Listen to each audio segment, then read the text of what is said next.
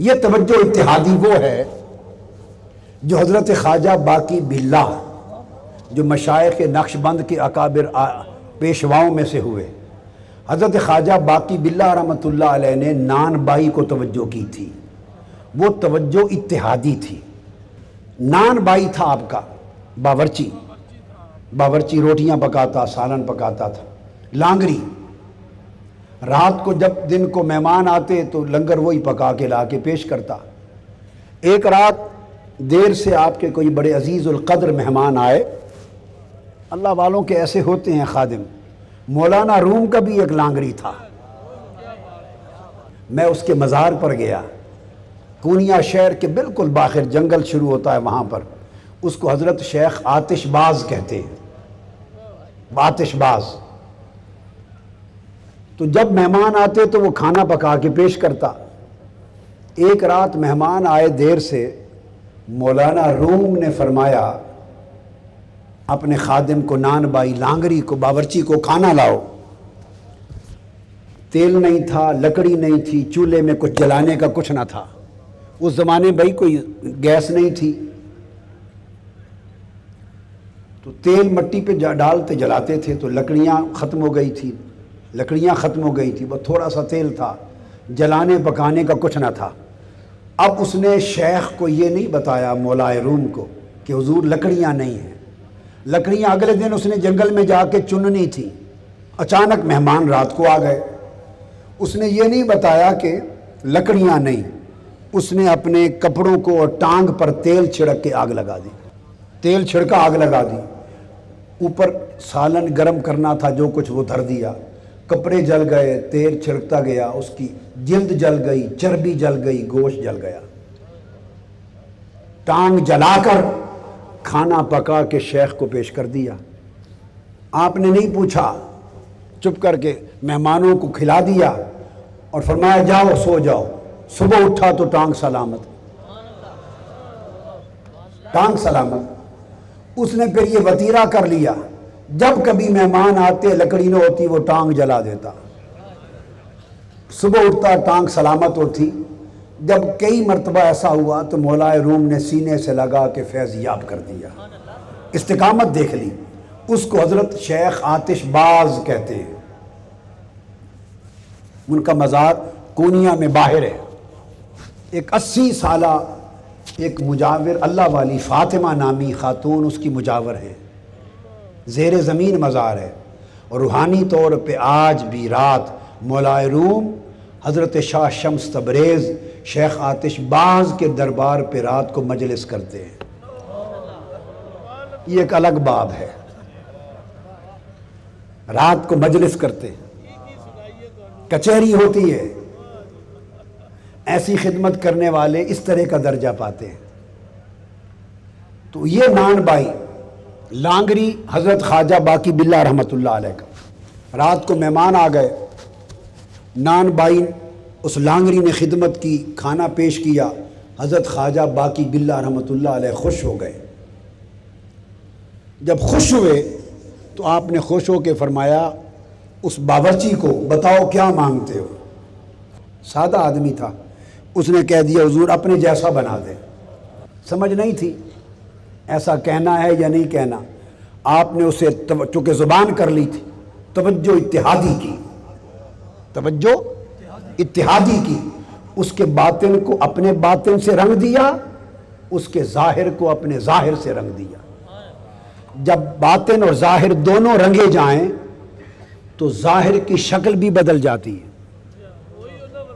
اور شکل ایسی ہو جاتی ہے جیسی شیخ کی، اور دیکھنے والے کو یہ بھی پتہ نہیں چلتا کہ مرید کون ہے، شیخ کون ہے۔ یعنی ظاہر بھی اتنا بدل جاتا ہے، باطن تو بدلتا ہی ہے۔ تو نان بائی جب باہر نکلا توجہ اتحادی کے بعد تو پتہ نہیں چلتا تھا صبح کہ حضرت خواجہ باقی باللہ کون ہے اور باورچی کون ہے۔ شکل بھی بدل کے خواجہ باقی باللہ والی بن گئی تھی، رنگ روپ شکل سارا کچھ وہ بن گیا تھا۔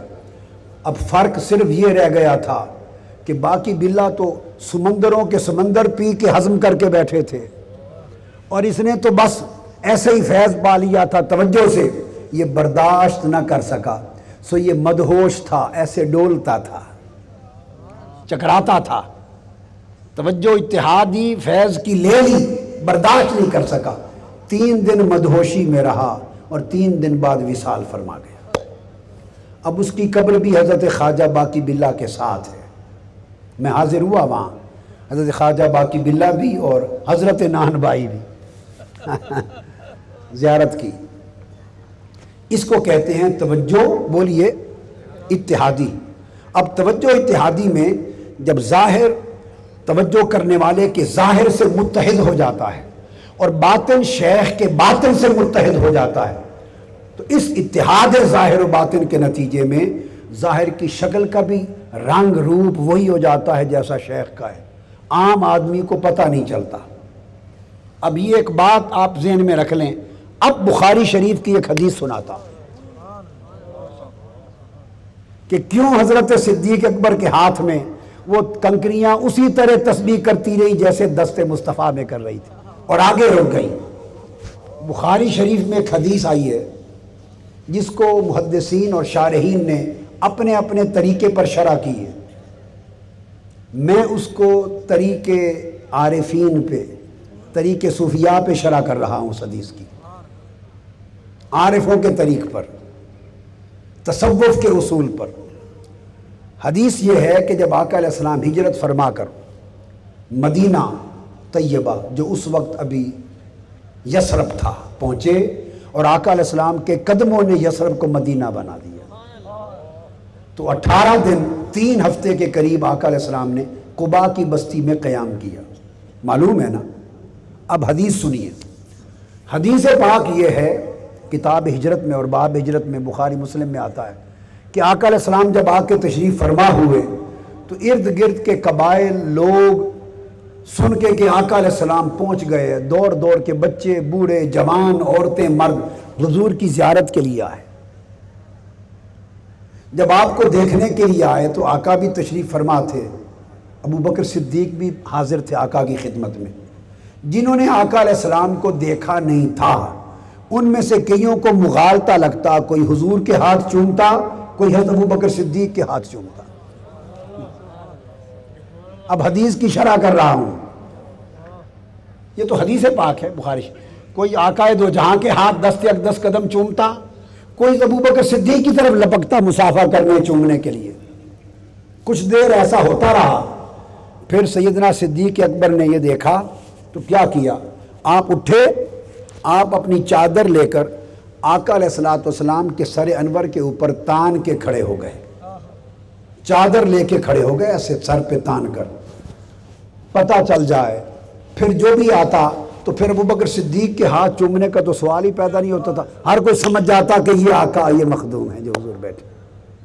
اب یہ واقعہ بخاری شریف میں، مسلم میں صحیح سند کے ساتھ مروی ہے، کتاب الہجرت میں۔ اس پر علماء اور شارحین اور محدثین نے بحثیں کی، وہ چادر تان کے کیوں کھڑے ہو گئے؟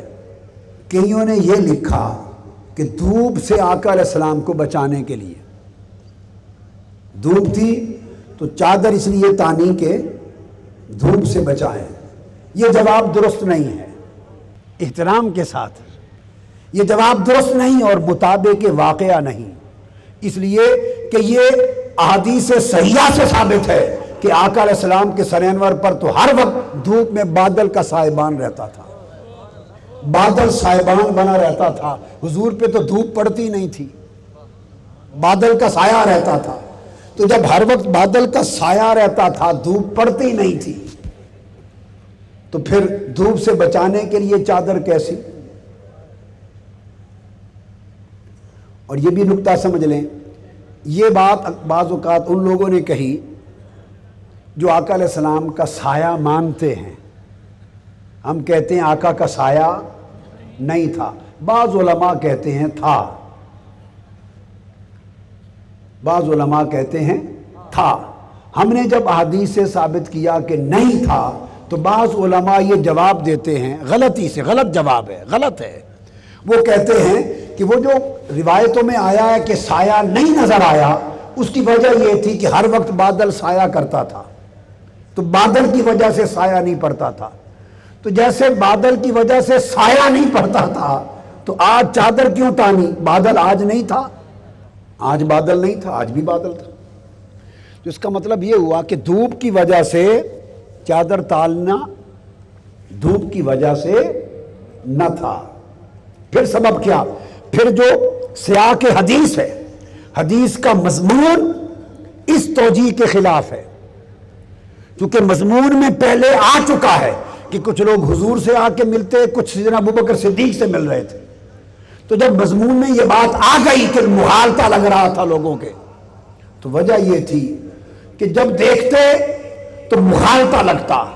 تو سیدنا صدیق اکبر دیکھ رہے تھے کہ بادل سایہ فگن ہے، مگر اس لیے چادر تان کے کھڑے ہوئے کہ لوگوں کو پتہ چل جائے کہ جو کھڑا ہے یہ خادم ہے، مخدوم وہ ہے جو بیٹھا ہے. اپنے آپ کو خادم خدمت گزار ظاہر کرنے کے لیے، حضور کا نوکر ظاہر کرنے کے لیے چادر تان کے کھڑے ہو گئے تاکہ لوگوں کو پتہ چلے کہ آقا یہ بیٹھے ہیں.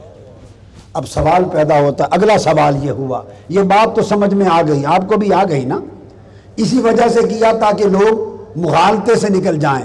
لیکن سوال یہ ہے کہ یہ مغالطہ لگا کیوں؟ کوئی شکل ایک جیسی تھوڑی تھی، یہ مغالطہ لگا کیوں؟ شکل ایک جیسی نہ تھی، صورت ایک جیسی نہ تھی، ظاہر کے خد و خال، رنگ و روح تاجدار کائنات کے چہرے اقدس جیسا تو کسی کا چہرہ نہ تھا. صرف چہرے کی اگر مشابہت تھی تو حسن اور حسین کی تھی، اوپر کا حصہ اور نیچے کا حصہ حسن کا حسین کی مشابہت ان کی تھی. یا کلام اور صورت میں مشابہت تھی تو سیدہ فاطمہ الزہرا کو تھی.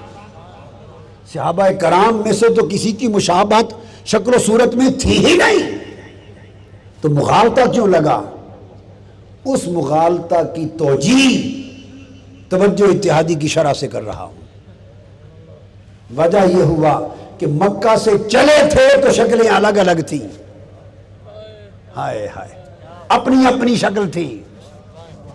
جب 3 راتیں غار ثور میں بیٹھے رہے، ہائے ہائے ہائے، غار ثور میں صدیق اکبر کی گود تھی، مصطفیٰ کا چہرہ تھا اور کوئی تیسرا درمیان میں نہ تھا. اور قرآن نے کہا ثانی اثنین اذ ہما فی الغار، 2 میں سے ایک دوسرا تھا، 2 میں سے دوسرا تھا. تو قرآن مجید نے ظاہر و باطن کے اتحاد کا اشارہ کیا.